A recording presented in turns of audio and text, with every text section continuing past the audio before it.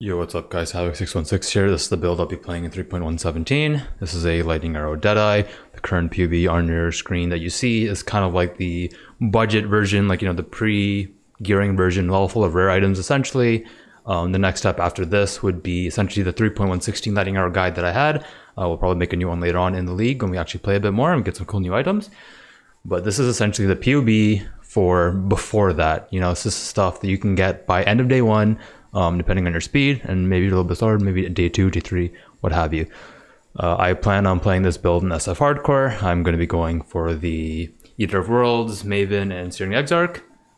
It's a bit crazy because it's a bow build, and generally you don't play bow builds in Hardcore, but I'm a bow build enjoyer, I guess, and it's kind of the extra challenge, right? So maybe it'll take me, maybe I'll get done my first character, right? Maybe it'll take me 20 characters, right? And I'll become one of those streamers that just stall, and then I don't actually kill the boss, and 3 leagues later I finally get it done. Who knows? Anyways, let's go over the POB. Basically standard POB. One thing I want to talk about real quick is I've done a lot of in-game testing, so I've picked a Lightning Arrow because compared to all the other skills I've tested, it is basically the best clear speed, and it is the best single target too. It's just the whole, well, I mean, I'll hover over the skull and show you guys real quick. It's the line right here. Hits up to 3 additional enemies near the target, along with the extra scaling via a high shock, right? You can get anywhere between like 20 shocks up to like, you know, 50 shocks on bosses. It just does a lot of work, and you combine that with things like Hydrosphere or Tornado, and it just starts to really scale up. In terms of the damage number here, you are looking for, you want this Lightning Arrow, like this Lightning Arrow here. Ignore the totems here and the culling and the full DPS for now. You want this Lightning Arrow to say around 1 million. That's been the Barrage setup, right? You get to around 1 million, and then you can easily do Cyrus, Shaper, Maven, Shaper Guardians, basically everything, right? When I did my testing in game the past couple of days, I've been doing a lot of testing. I essentially got to the 1 million number here. I ignored everything else. I think I played with like 4,000 HP, 500 ES. I actually played with no armor in my testing, right? And all of the deaths were literally just from physical hits, right? Like, oh, like a Minotaur rock fell from the ground, right? Or I got leapt on by the glacier boss, right? Because, you know, my positioning was really bad. The giant goat guy is a lot of his damage, right? So the things I learned is you kind of can't run away from D-Term Defiance Banner, right? So let's go over some links really quick. We have D-Term, Defiance, Banner, Grace. It's kind of the trinity of defense right now. You can't really get away from it. I've tried really hard to drop Grace, and if I was playing softcore, I probably would try to drop Grace somehow, and I can mention ways that you can do that. One of the ways that you would do that would be you go for the Zodiac Leather potentially, and you get the double, or High Zyra if you're in softcore, even then you get 3,000 evasion chest, a lot of damage on it, and you get double defense mastery, right? It's on an evasion mastery. That's one way you can drop Grace. But if you're playing SSF for a while and you just want to chill, you just don't drop Grace, or you're just a Giga Chad and you go, yo, I'm just not gonna get hit, right? That's also an option for you. But if you can get away with dropping Grace, or maybe D-Term, maybe you're like, yo, fuck it, dude, I'm playing softcore. I got portals. Portals are my defensive layer, dude. That's a legitimate way to play the game, right? Then, you know, auras that I think are worth mentioning. I mean, Discipline, I think pretty cool. I think Discipline's really cool if you do have some evasion. Wrath, honorable mention here, and Pretty Elements. That means easy gearing means you'll have better gear, which means you can get more damage on gear, especially items like rings or gloves or quivers, right? So that's something to think about. Another aura to consider here is also Heralds. Herald of Ice is not bad, so is Herald of Thunder. We do want a bit of cold damage on gear, so we can proc Trinity. If you do try to get Herald of Ice in, you will probably need to go get a Grace Mastery just to really fit it in. You might even need some minus mana cost gear, because then we don't really have that much mana left, but it's just, again, something to consider, right? So right now this is a level 90 tree. You know, this is like the pre-gearing and stuff like that. To scale my damage up next, you know, I'm taking a look at, you know, these jewels, right? You really want Abyss jewels now, especially a quad damage, right?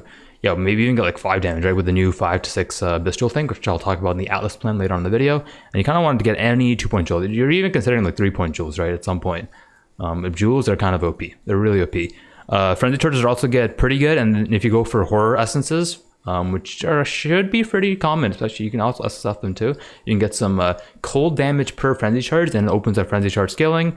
Right now we get our frenzy charges via 10% chance to get a frenzy charge when you hit a marked enemy.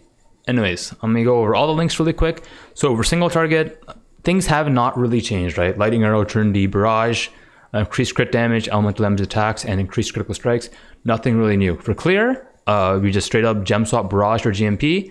So one thing I want to note here as well is that we kind of want Mirage Archer, but we have 2 blue sockets here, right? And I've kind of noticed that these gems are kind of like a pairing, crit damage, crit strikes. You kind of like, you want both because they both like synergize really well with each other, right? They make the other gem even better. So I think what I plan on doing is I plan on getting a Ricci in research, and I'm going to get a white socket. That's what I did this league and probably what I'll do again. So I'm not too sure which one. I'll probably drop crit damage or crit strikes, and I'll gem swap Mirage Archer in. So Mirage Archer is less damage in POB, but what I've noticed in my testing in reality is more actual clear speed, and there's argument that's even more actual boss DPS, right? Because let's say I'm dodging the ability, Mirage Archer still attacking. It's good, right? But on bosses, this is generally the setup that you are looking for. And just to repeat, for clear, you want to drop Barrage for GMP, and you want to drop one of these gems over here for Mirage Archer so you can blast. We have a totem set up. We got his 5 linked. The totems don't really do that much damage, but they do a little bit, especially when you get the 5 arrows up. You can see that's like almost half of my lightning arrow. Sometimes you can't keep them up. So lightning arrow, focus ballista, ballista totems, multiple totems. That is your core 4 gems. That is your core. After that, it's kind of up to you. It really is up to you. Maybe you want to throw an ice shot in here or something instead because you want some more chill ground. But like we're gonna get like 10% chills anyways, and that's, to me, it's good enough. You can throw a barrage gem in here, or I can use some other gems. It really is up to you. I wouldn't worry about the links here too much. We have a Sniper's Mark. We are going to be self-casting it. Sniper's Mark is, it's insane. It's really the best thing in the game. Blink Arrow is my new favorite movement skill. Smoke Mine is no longer my friend. Smoke Mine is just, they deleted it from the game, right? It doesn't exist anymore. But Blink Arrow, faster prod, just going to feel really good. And we want to be using Flame Dash as well. You can also use Frost Blink here, but this is, your choice. Take your choice, right? We already talked about auras. Now I'm going to talk about the utility. This is actually where we get a lot of damage from. So not a lot of testing. There's even a point where I was considering Raider because, so basically on League Start, we don't have our Asenath's Helm. We can't just like throw everything in there and just have a good time, right? So I was like, okay, what do we do? I tried Arcanist Brand. Arcanist Brand, it was like okay, right? It was okay. And Arcanist Brand kind of made me do a lot of Raider testing, but didn't it like ran out after 3 seconds, and I felt like I was just casting all the time. It didn't really feel good, right? The Hydrosphere and the Tornado, they were really good at getting me onslaught and power charges. I've noticed that, so that was really nice. So currently I'm leaning towards playing a Deadeye, and on the Deadeye I'm going to get my onslaught via this node right here, Graceful Assault. It'll give me onslaught on kill, and then when I get to the boss, I'm hoping to do Hydrosphere. Hydrosphere we're going to keep it no matter what. Why? Because of the exposure. The exposure is so good, and we get the exposure mastery right here. Exposure to inflict applies at least minus 18% to effect resistance. See, it's like 9-10% damage. It's really, really good. It's mandatory if you ask me. So core links here on a Deadeye version would be Hydrosphere, Onslaught. After that, it's your choice. You can also throw in the Tornado here. And you have like the faster casting, you have the power and crit. This is kind of your choice, but the core here is Hydrosphere, Onslaught because you want the single target on bosses. And it's also a lot of defense. If you look at these nodes, you get 30% increased armor and evasion rating during onslaught. That's a lot of defense, right? Do I have I don't even have onslaught tick right now. Yo, let's go, dude. Yo, so we just got some armor, some defense, dude. Let's go. That's pretty hype. That's pretty hype. So when we have these stats up, we're feeling really good, really good. That is basically all the links. So you do keep in mind all this type of stuff. Let's go over the gear really quick. There's not really too much to go over here because most of the slots is just like you're trying to pick up good items, right? The chest. So if you don't want to run Grace, I highly suggest the Zodiac Leather, and then try to get a lot of evasion, so you can get the double evasion mastery from the chest. Otherwise, go for Status Garb, get the Gravicious Craft. That's to gain 10% maximum life with extra maximum energy shield, and then we're getting our ES up there. This is really important. As you notice, our life is really low, and we got to pump this up. We basically got to pump this up, right? We need more life. We just need more life. And that's how we do that. Get 800 ES. We're running Grace. That's how we heal it back up. Some of you guys are gonna ask me about, if you're not running Grace Determined Defiance Band, what are you doing about ailments, right? So my plan for that is 1, Brine King. 2, where is it? Less effective shock. It's on one of these. This one, Garukan. Less effective shock on you. Pardon me, 60% reduced effective shock. And I'm gonna run this mastery right here. Remove a random elemental element and use a mana flask, right? So I've done a lot of testing, and I really like these nodes for able to spam your pots and boss fights. I kind of like the 2 life flask, 1 mana, and then the other 2 flasks, or like whatever you want. And this allows you to spam. You can go right side as well if you want. It doesn't really matter here too much. But that feels really good for sustain. Going back to gear real quick, status card is the main thing. So essentially, you're going to want to pick up white status cards, put them on your filter, loot them from maps. You get a harvest, you do a harvest, right? You know, you just the tech here. There's some tech here. You actually craft spell suppression from the crafting event and reforge and harvest. Get a higher chance of getting spell suppression, I believe, with like reforge more likely or something like that. If I recall, there's something out there like that. Other bases don't really matter. If you want more armor, you go for like a Praetor Crown or something. Cyrus Helm is like not bad as well. It's actually like pretty good. Cyrus Helm. Again, boots, just evasion ES. We're looking for evasion ES, just evasion everywhere, because if you do want spell suppression, we're trying to offload skill points on the tree and putting them on gear right now. Bow builds, they still really need a lot of gear. Quiver, big damage slot. Big damage slot. You can go spike point quiver here. For the crit chance, you can go 10% attack speed. I would not recommend Pierce if you want to utilize the chain from Deadeye. Lightning damage attacks really important. We still want flat everywhere. Multi is really important. Obviously get your life up here as well if you can, but damage is also ultra important here too.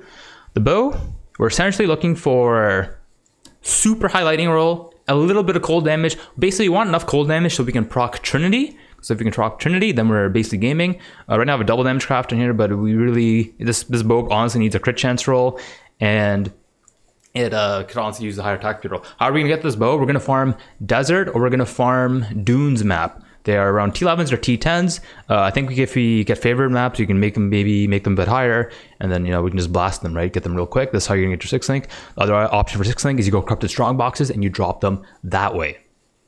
We're gonna need a lot of stats. We need a lot of stats, especially strength in, because we're running a high level D term. If you are running D term. Or you need a high level of int for gear, right? So this amulet might be a bit too good, honestly. This amulet might be a little bit hard to get. So you're gonna have to try to get it around on gear. Maybe get essences, maybe get some really good gear. Ignore the base of the ring here. This is just general rings, as you know. But essentially, you're looking for life, looking for resist. Actually, maybe you honestly don't really need accuracy, because I'll tell you about that later. And you're essentially looking for some damage ults, right? Right now, lightning damage to attacks, you can get this from torment essences, or you can, you know, get some elemental damage to the attacks, which you can craft on top. The belt, 100% recommend a sticking vise. You're going to get a lot of strength here. You really should try to get your strength here from the belt, especially some stats. You want some life, and you want some elemental damage to attacks, and then you essentially want a big abyss jewel. You want big damage abyss jewel. Also, shout out to Darkness Enthroned. It's actually not bad. It's actually a lot of damage, right? You get 2 abyss jewels in there. It's a good unique belt, but the rare belt gives us resist and stats, which is really important since I'm not planning to running period elements. So I believe that covers everything, if I'm not mistaken, on the POB.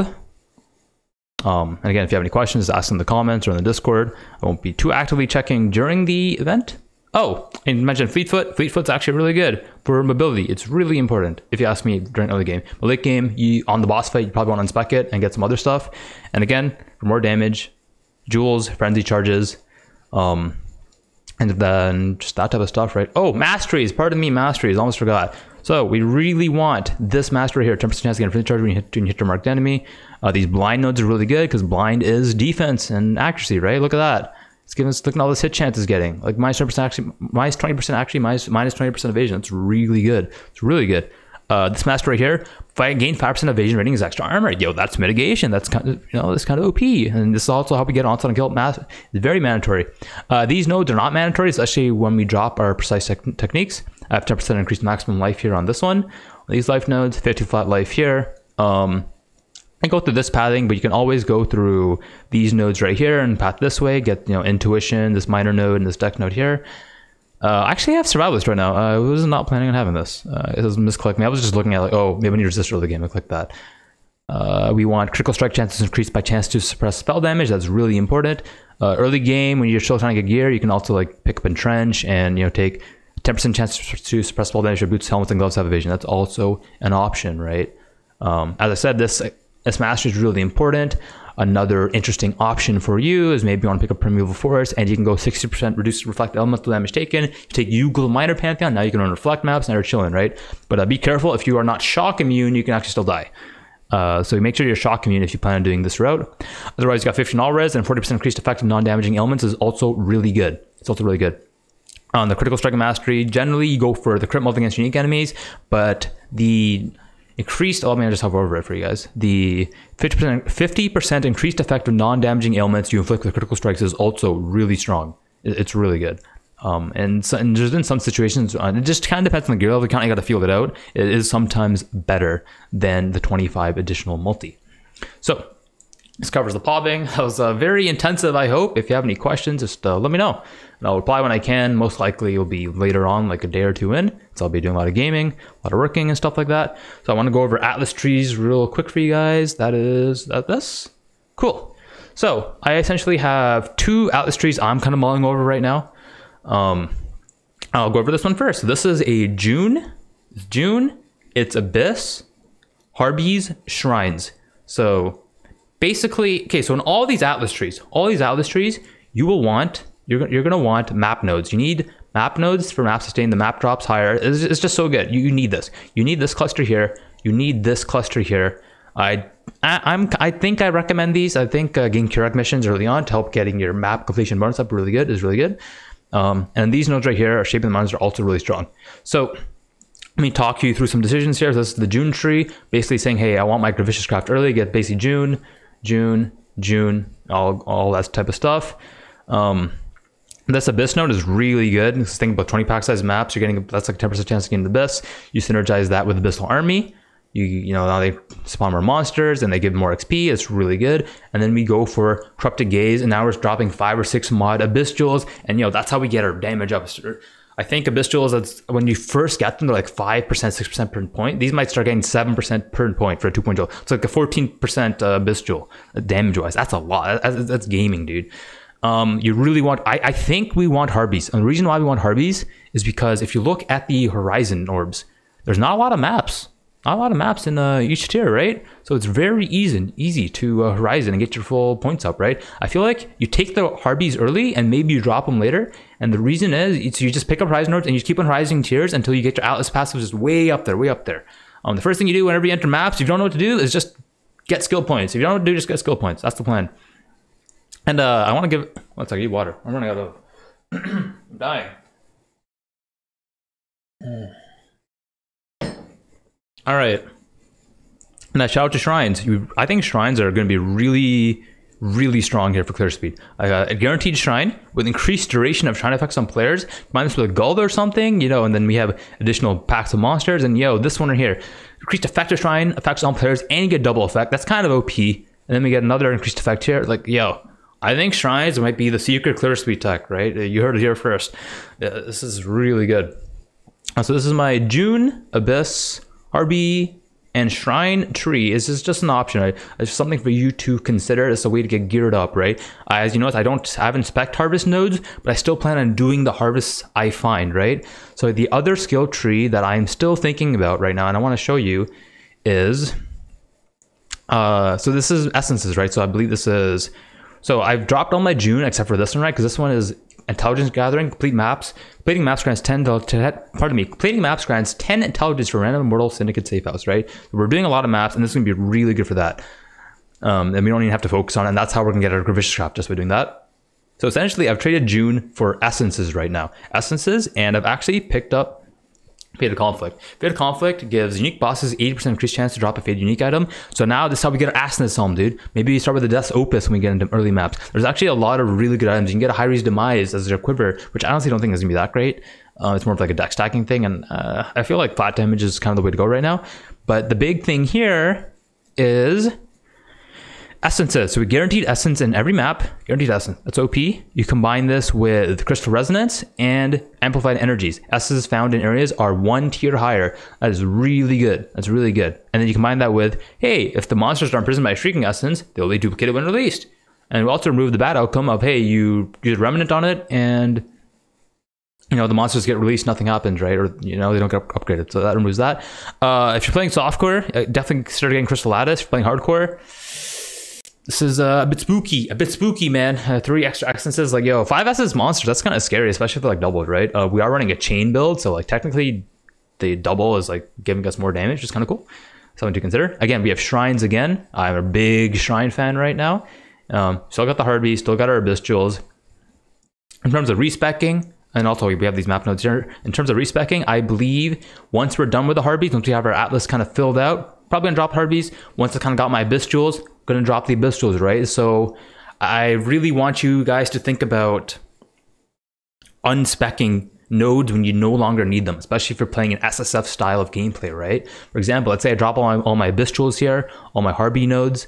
Maybe you want to do more Harvest now, I respec them. But realistically, it's okay, now I'm time for bossing, right? I'm going to go spec Eater of Worlds stuff. Maybe I'm going to go spec some Shaper Guardian stuff. Spec some Maven stuff, you know? This Essence route's actually not that bad. I can get to Searing Exarch stuff really quickly, right? There's a lot of cool stuff here. There's also where you get the really cool Forbidden Flame and Forbidden Flesh Jewels, which are super OP, super OP. That's how you get other Ascendancy Notables, pardon me. And that is basically that. So this is the Essence, Abyss, Harpy, Shrine Tree.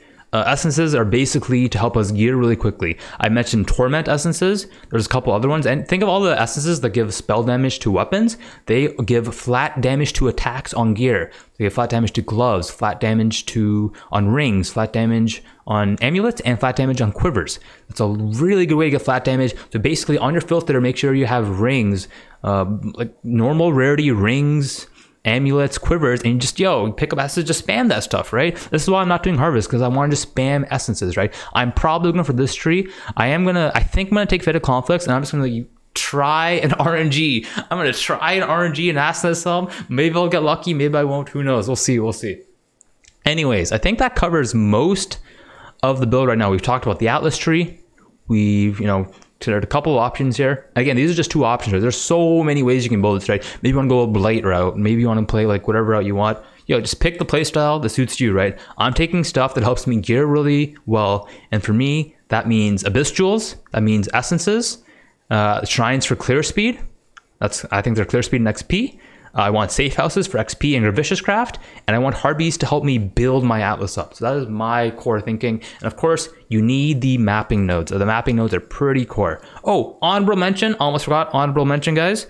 For 3 points, you get an additional strongbox, and in this routing, you can get a corrupted strongbox. This is a way to get a 6-link chest. A 6-link chest or weapon or something. Do consider it. It is an option. I almost forgot. Okay, we've talked about Atlas trees.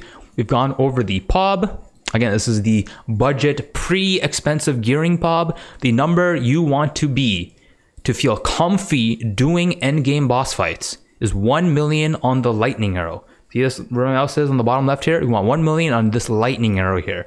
So try to get your lightning arrow there in terms of config. Right now I have a 16 effect shock, but we always get more. Playing point blank, make sure you're on Cyrus. I usually put Awakening Age. We want to do manual shock calculations. This right now is POB as Onslaught, 10 Gale Force, Frenzy, and Power Charges. Again, make sure you have max resonance and play around with this. Maybe you're not getting the Frenzy charges on bosses. Maybe you're not getting Power Charges for whatever reason. We should be getting Frenzies though. We have the Merc Mastery. The only ones realistic on the Deadeye you might not get are the Onslaught and the Power. So do consider those. Hope this video is helpful, and good luck in the League Start, guys. See you guys later. Peace.